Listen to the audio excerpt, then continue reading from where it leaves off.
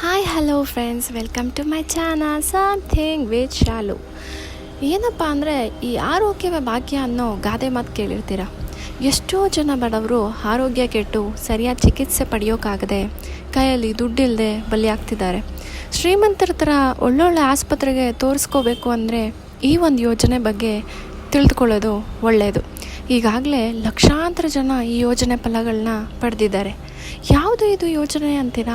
S, ಅದೇ ಕೇಂದ್ರ ಸರ್ಕಾರದ ಆಯುಷ್ಮಾನ್ ಭಾರತ್ ಯೋಜನೆ. ಇದು ಕೇಂದ್ರ ಸರ್ಕಾರ ಜಾರಿಗೆ ತಂದ ಯೋಜನೆ.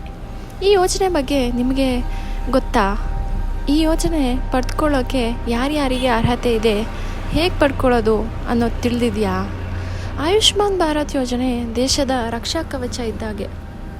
ಖಂಡಿತವಾಗಿ ಎರಡು ಮಾತಿಲ್ಲ ಇದರಲ್ಲಿ. ಸರ್ಕಾರದಿಂದ ಉಚಿತವಾಗಿ ಸಿಗ್ತಿರೋ ಹೆಲ್ತ್ ಇನ್ಶೂರೆನ್ಸ್ ಇದು. ಓಕೆ, ಫಸ್ಟು ಈಗ ಯಾರ್ಯಾರಿಗೆ ಇದು ಸಿಗಲ್ಲ ಅಂತ ತಿಳ್ಕೊಳ್ಳೋಣ.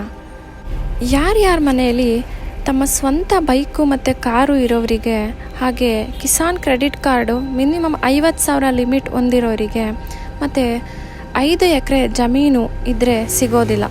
ಹಾಗೆ ಗೌರ್ಮೆಂಟ್ ಕೆಲಸ ಇರೋರಿಗೂ ಸಹ ಈ ಒಂದು ಅನುಕೂಲ ಸಿಗೋದಿಲ್ಲ. ಈಗ ಯಾರ್ಯಾರಿಗೆ ಸಿಗುತ್ತೆ ಅನ್ನೋದನ್ನ ನೋಡೋಣ.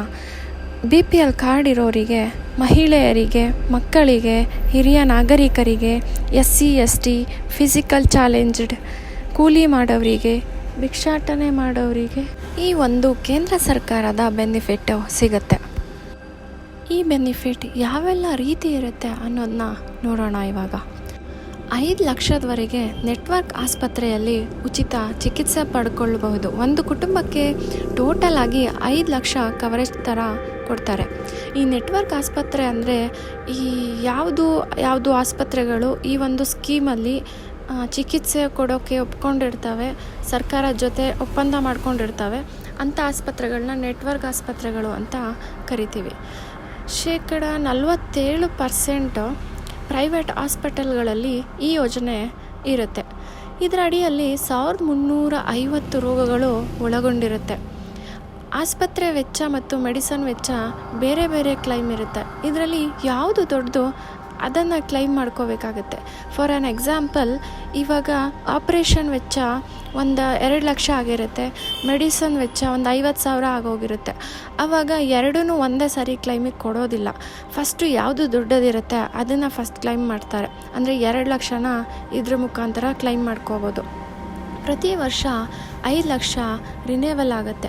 ಈಗ ಈ ವರ್ಷ 5 ಲಕ್ಷ ಯೂಸ್ ಆಗೋಯ್ತು ಅಂದರೆ ಮುಂದಿನ ವರ್ಷಕ್ಕೆ ಏನು ಮಾಡೋದು ಅನ್ನೋ ಚಿಂತೆ ಇರಲ್ಲ. ಯಾಕೆಂದರೆ ಮತ್ತೆ 5 ಲಕ್ಷ ರಿನೇವಲ್ ಥರ ಇರುತ್ತೆ, ಮತ್ತೆ 5 ಲಕ್ಷ ಕೊಡ್ತಾರೆ ಗೌರ್ಮೆಂಟ್ ಕಡೆಯಿಂದ. ಹಾಗೆ ಒಂದೇ ಬಾರಿ 5 ಲಕ್ಷನೂ ಕ್ಲೈಮ್ ಮಾಡೋಕ್ಕಾಗೋದಿಲ್ಲ. ಏಕೆಂದರೆ ಈಗ ಫಸ್ಟ್ ಟೈಮು ಏನಾದರೂ ಚಿಕಿತ್ಸೆ ಕೊಡಿಸ್ಕೊಂಡಾಗ ಒಂದು 3 ಲಕ್ಷ ಖರ್ಚಾಯಿತು ಅಂದರೆ 3 ಲಕ್ಷದಲ್ಲಿ ಸ್ವಲ್ಪ ಮಟ್ಟಿಗೆ ಮಾತ್ರ ಕ್ಲೈಮ್ ಮಾಡ್ಕೋಬೋದು. ಅದಾದ ನಂತರ ಉಳಿದಿರೋ 2 ಲಕ್ಷ ಏನು ಬ್ಯಾಲೆನ್ಸ್ ಇರುತ್ತೆ ಅದರಲ್ಲಿ 50% ಮಾಡ್ಕೋಬೋದು.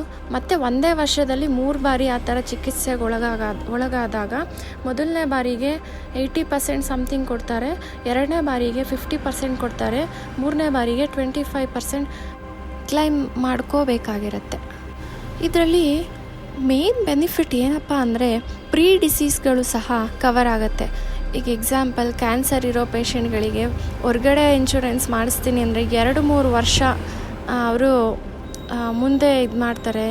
ಅಂದರೆ ನಿಮಗೆ ಸಡನ್ನಾಗಿ ಏನೇ ಆದರೂ ನಮಗೂ ಅದಕ್ಕೂ ಸಂಬಂಧ ಇರಲ್ಲ, ನಾವು ಯಾವುದೇ ಕ್ಲೈಮ್ ಕೊಡಲ್ಲ ಅಂತ ಹೇಳ್ತಾರೆ ಪ್ರೈವೇಟ್ ಕಂಪ್ನಿ ಇನ್ಶೂರೆನ್ಸ್ ಕಂಪ್ನಿಗಳು.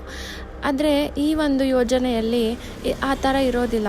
ನಿಮಗೆ ಮೊದಲೇ ಇದ್ರೂ ನಿಮಗೆ ಚಿಕಿತ್ಸೆ ಮಾಡ್ಕೊಳ್ಳೋ ಟೈಮಲ್ಲಿ, ಚಿಕಿತ್ಸೆ ಕೊಡಿಸ್ಕೊಳ್ಳೋ ಟೈಮಲ್ಲಿ ನೀವು ಇದನ್ನು ಕ್ಲೈಮ್ ಮಾಡ್ಕೋಬೋದು. ಇದು ಕ್ಯಾಶ್ಲೆಸ್ ಆಗಿರುತ್ತೆ. ಆಯುಷ್ಮಾನ್ ಕಾರ್ಡ್ ಇದ್ದರೆ ಸಾಕು. ನೆಟ್ವರ್ಕ್ ಆಸ್ಪತ್ರೆ, ಯಾವುದೇ ನೆಟ್ವರ್ಕ್ ಹೊಂದಿರೋ ಪ್ರೈವೇಟ್ ಆಸ್ಪತ್ರೆ ಅಥವಾ ಗೌರ್ಮೆಂಟ್ ಆಸ್ಪತ್ರೆಗಳಲ್ಲಿ ಈ ಒಂದು ಯೋಜನೆ ಲಭ್ಯ ಇರುತ್ತೆ. 5 ಲಕ್ಷದಲ್ಲಿ 3 ಲಕ್ಷ ಕೇಂದ್ರ ಕೊಟ್ಟರೆ 2 ಲಕ್ಷ ರಾಜ್ಯ ಸರ್ಕಾರ ಕೊಡುತ್ತೆ.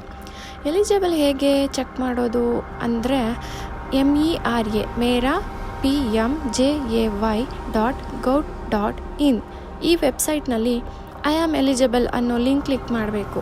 ಮೊಬೈಲ್ ನಂಬರ್, ಕ್ಯಾಪ್ಚಾ, ನಂತರ OTP ಬರುತ್ತೆ. ಅಲ್ಲಿ ಕೆಲವು ಡೀಟೇಲ್ಸ್ನ ಕೇಳುತ್ತೆ. Name, father name, mother name, ಕೆಲವೊಂದು ಡೀಟೇಲ್ಸನ್ನ ಕೇಳುತ್ತೆ.